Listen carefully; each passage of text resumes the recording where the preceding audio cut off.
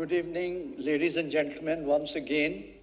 I don't want to hold you back. I think we know Delhi traffic congestion and therefore I won't speak much.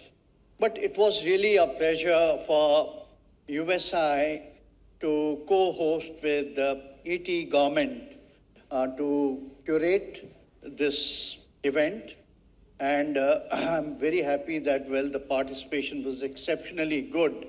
And there was a lot of emphasis on, I think, the most critical driver of change, and that is technology, particularly in the defense and security sector. Well, I have been asked by Anoopji to give my valedictory address, but there's so much of wisdom which has already been shared.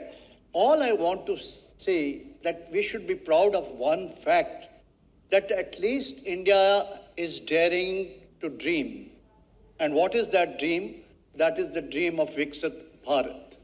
We were always praising China, that China has a China dream up to 2049. They want to rejuvenate their nation. They're talking about BRI. They're talking about China Development Initiative, Security Initiative, Civilizational Initiative, Mediation Initiative. They're talking about Artificial Intelligence Initiative and whatnot. But here, in India, which is at the cusp of its, arrival as a major power, has also got a very lofty vision, and that is Viksit Bharat 2047. Now, I would just like to flag, besides what has been discussed here, that I think what is extremely important for us to look at 5 critical areas as a composite of Viksit Bharat. And first is, how do we develop your hard power, your economic power, the 30 trillion economy mark that we have, laid down for ourselves, your technological prowess, and your strong military, because without military, nation, particularly like ours, can't be very confident. Second thing is your great civilizational virtue, and that is your civilization. A strong Indian civilization, which is actually the core of it is unity in diversity, and a lot of spirituality is there.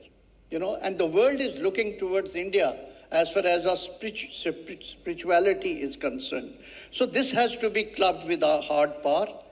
Then another weak area in India is our coordinated power, that there is not the optimum integration and synergy in the instruments of national power. People are still working in silos.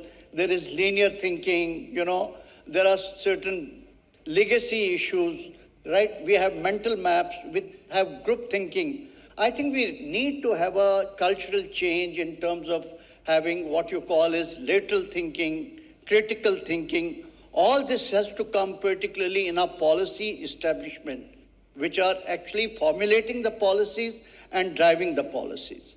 And then is your dispersed power, in which the role of multinational companies and our diaspora has become extremely important.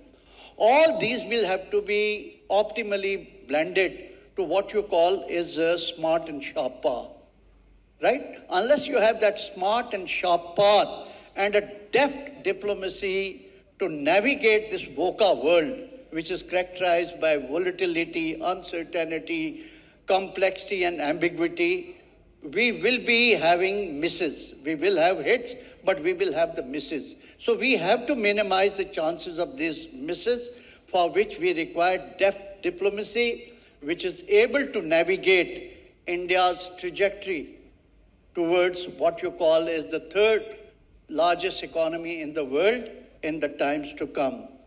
So I hope that, I'm sure that all of us, those who are in the policy-making establishment, those who are in the think tanks and academia, will put our heads together and create a culture of cross-fertilization of perspectives and ideas and funnel them into our policy making and implementation to ensure that Viksit Bharat not only remains a dream, but it becomes a reality. Thank you very much, and Jai Hind.